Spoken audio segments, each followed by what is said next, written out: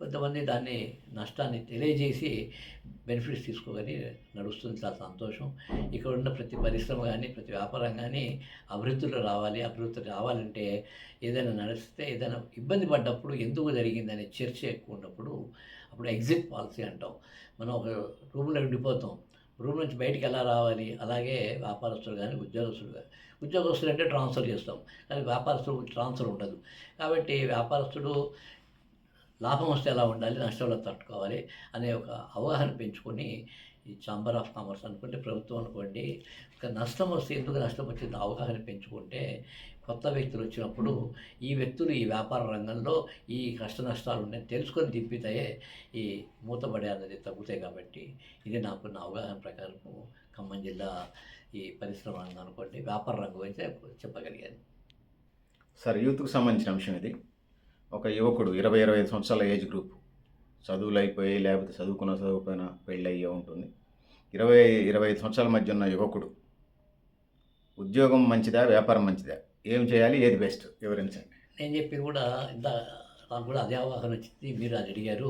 అదేనండి, ఇప్పుడు 25 సంవత్సరాల ఇంజనీరింగ్ గ్రాడ్యుయేట్ బయటకొచ్చి సొంతంగా ఒక కంప్యూటర్ కంపెనీ పెట్టాలంటే, సాఫ్ట్‌వేర్ జాబ్ చేయాలి, సాఫ్ట్‌వేర్ ఉద్యోగాలు ఇవ్వాలి అంటే అసలు ఈ సాఫ్ట్‌వేర్ ఎవరు తీసుకుంటున్నారు? ఈ సాఫ్ట్‌వేర్ ఎక్కడికెళ్తుంది? ఈ సాఫ్ట్‌వేర్ వాళ్ళు మనకు ఎంత సాలరీస్, వాళ్ళు ఎంత కమిషన్ ఇస్తారు వర్క్ చేసినందుకు? మనం ఎంత సాలరీస్ ఇవ్వాలి? ఈ సాలరీస్ ఇచ్చిన వాళ్ళకి ఏం కావాలి? వాళ్ళకి ఏం ప్రొవైడ్ చేయాలి? ఒక క్యాలిక్యులేషన్ రావాలి. అప్పుడు ఏమవుతుందంటే సాఫ్ట్‌వేర్ ఇండస్ట్రీ వస్తుంది. అలాగే ఒక పరిశ్రమ పెట్టాలి. పరిశ్రమలో కష్ట నష్టాలు తెలియాలి. ఇంతకుముందు చెప్పినట్టుగానే ఈ పరిశ్రమ ఎవరికో అవసరం ఉంటుంది. మన పక్క జిల్లాలో ఏం ఉత్పత్తి ఉంది? మనం అనుకుంటాం ఒకప్పుడు ఇక్కడ డిమాండ్ ఉంది బాగానే, 10 ఇండస్ట్రీస్ వస్తాయి. అలాగే పక్క జిల్లా వాళ్ళు కూడా 10 ఇండస్ట్రీ పెడితే అవసరం 10 ఉంటే వచ్చిన ఇండస్ట్రీ 20 అవుతాయి. ఇది ప్రభుత్వ రంగంలో ఆలోచించుకొని ప్రభుత్వాలు సబ్సిడీ ఇచ్చేప్పుడు కానివ్వండి, అసలు ఈ వస్తువు ఎక్కడెక్కడ దొరుకుతుంది, ఏ ఏ దేశాల్లో అవసరం ఉంది, ఎక్కడికి ఎక్స్‌పోర్ట్ అవుతుంది, ఏ జిల్లాకి ఎక్స్‌పోర్ట్ అవుతుంది, వీటి మీద ప్రభుత్వం కొద్దిగా ఎక్కువ శ్రద్ధ పెట్టి ఒక ఏజెన్సీస్, ప్రైవేట్ ఏజెన్సీలను పెట్టి వాళ్ళు చేయిస్తే ఇవి కొద్దిగా యువతకు ఎక్కువ ఉద్యోగాలు అవకాశం ఉంటాయండి. అట్లాగే మనం ఒకప్పుడు ఇల్లందులో టైల్స్ ఇండస్ట్రీ ఉండేది. మరి ఇప్పుడు టైల్స్ ఇండస్ట్రీ మూతపడిపోయింది. అట్లా కొన్ని మూతపడతా ఉంటాయి. ఒకప్పుడు మార్బుల్ ఇండస్ట్రీ ఉంది. మార్బుల్ డిమాండ్ లేదు. గ్రానైట్‌కి వచ్చింది. గ్రానైట్‌లో కూడా బ్లాక్ గ్రానైట్ మనది. ఇప్పుడు కలర్ గ్రానైట్ కొంతమంది వాడతారు. కానీ మన ఖమ్మం జెడ్ బ్లాక్, మంచి బ్లాక్. అట్లా గ్రానైట్ ఇండస్ట్రీ 500 ఇండస్ట్రీ ఇచ్చి మన 200కి ఎందుకు వచ్చినాయి? ఎందుకు నష్టపోయినాయి?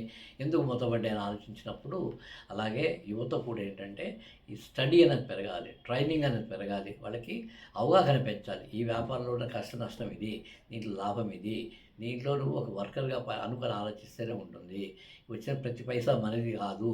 మనం ప్రభుత్వానికి అప్పున్నాం, ప్రజలకు అప్పున్నాం. దీంట్లో వచ్చిన మనం అనుకున్నప్పుడే, అవసరాలు జాగ్రత్తగా చూసుకున్నప్పుడే ఆ పరిశ్రమ అభివృద్ధి చెంది అతని సొంత క్యాపిటల్ అవుతుంది. 10 ఏళ్ళు 20 ఏళ్ళు కష్టపడ్డ తర్వాత సంస్థ మన చేతికి వచ్చినప్పుడు మనకు ఎక్కువ ఖర్చు పెట్టుకోవచ్చు. అలా ఈ పరిశ్రమ నిలబడాలి అంటే ఇప్పుడు ఆయిల్ ఇండస్ట్రీ మీద చేస్తున్నాం. అశ్వరావుపేటలో ఉన్న పరిశ్రమని పట్టుదల బట్టి 4,00,000 ఎకరాలు చేద్దామంటే 2,00,000 ఎకరాల దాకా వచ్చింది.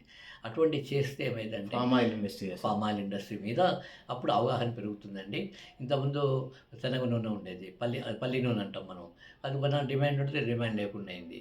అట్లా మనకేంటంటే ఈ పామ్ ఆయిల్ ఇండస్ట్రీ మీద ఖచ్చితంగా మనకు మలేషియా నుంచి, ఉక్రెయిన్ నుంచి దిగుమతి తీయాల్సిన అవసరం లేకుండా ఇప్పుడు మనకు ఇరిగేషన్‌లో వాటర్ ఫెసిలిటీ పెరిగింది కాబట్టి ఉత్పత్తి ఉంది మన దగ్గర.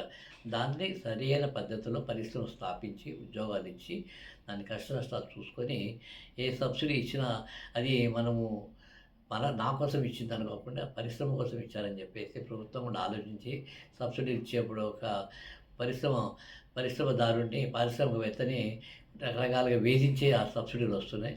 అటువంటి వేధింపులు పోయి ఆ యొక్క సబ్సిడీ అతనికి పారిశ్రామికవేత్త కరెక్ట్‌గా వచ్చి అతను కూడా ఇది తక్కువ రేటుకి అమ్మకూడదు. పక్క రాష్ట్రంలో, పక్క జిల్లాలో ఏ రేటుకి ఆ రేటుకి అమ్మినప్పుడే ఇతను ఆర్థికంగా బలపడతాడు. ఏదో నాకు తక్కువ గిట్టుబాటు అయిందని తక్కువకి అమ్మితే నష్టం వచ్చినప్పుడు తట్టుకోలేకపోతున్నారు. ముఖ్యంగా ఇటువంటి ప్రొడక్ట్స్ అన్నీ కూడా ఇంపోర్ట్, ఎక్స్‌పోర్ట్‌లో ఉంటాయండి. ఈ పాలసీలు మారినప్పుడల్లా మనకి ఇక్కడ అప్ అండ్ డౌన్ తట్టుకోవాల్సి ఉంటుంది. ఈ పత్తి మార్కెట్ ఒకటి ఎగ్జాంపుల్. మనం పత్తి దిగుమతి చేసుకోకపోతే ఇక్కడ రేట్ ఎక్కువ ఉంటుంది. పత్తి దిగుమతి చేసుకుంటే రేటు తగ్గిపోతుంది. మన పంట ఉత్పత్తి చేసినా గిట్టుబాటు కావట్లేదు. ఇవన్నీ ఆలోచించినప్పుడు మరి ఒక జిన్నింగ్ మిల్ అనుకోండి, ఒక ఐరన్ ఇండస్ట్రీ అనుకోండి, క్లాత్ ఇండస్ట్రీ, మరి ఇవన్నీ బతకాలి అంటే వీటి మీద ఆధారపడి ఉంటుంది కాబట్టి ఒక ఎగ్జాంపుల్గా చెప్తున్నాను. ప్రతి పరిశ్రమ పామ్ ఆయిల్ కావచ్చు, టెక్స్టైల్ ఇండస్ట్రీ కావచ్చు, మీకు పత్తి ఇండస్ట్రీ అనుకోండి, ఇవన్నీ అప్ అండ్ డౌన్ మార్కెట్స్ కాబట్టి పత్తి రేటు పెరిగినప్పుడు కానీ మా లాభవంతం మనం అనుకోవద్దు. రిజర్వ్ ఫండ్స్ పెట్టుకోవాలి. అలాగే నష్టపోయినప్పుడు ఆ రిజర్వ్ ఫండ్ ఉపయోగించుకుంటే అప్పుడు పరిశ్రమ బాగుపడుతుందండి. నాకున్న అవగాహన ప్రకారము ఈ 20, 25, 30 ఏళ్ల వయసు వాళ్ళందరూ కూడా ఉద్యోగాల కోసం కాకుండా ఇక్కడ పరిశ్రమ రావాలి. ఈ పరిశ్రమను ఎలా బతికించుకోవాలి, ఎలా నిలబడాలో ఆలోచించుకుంటే మనము ఈ నిరుద్యోగ సమస్య తగ్గుద్ది. అలాగే పారిశ్రామిక అభివృద్ధి చెందుతాం కాబట్టి ఖమ్మం జిల్లా అప్పుడు కూడా ఇంకెక్కువ అభివృద్ధి చెందడానికి అవకాశం ఉంటుంది.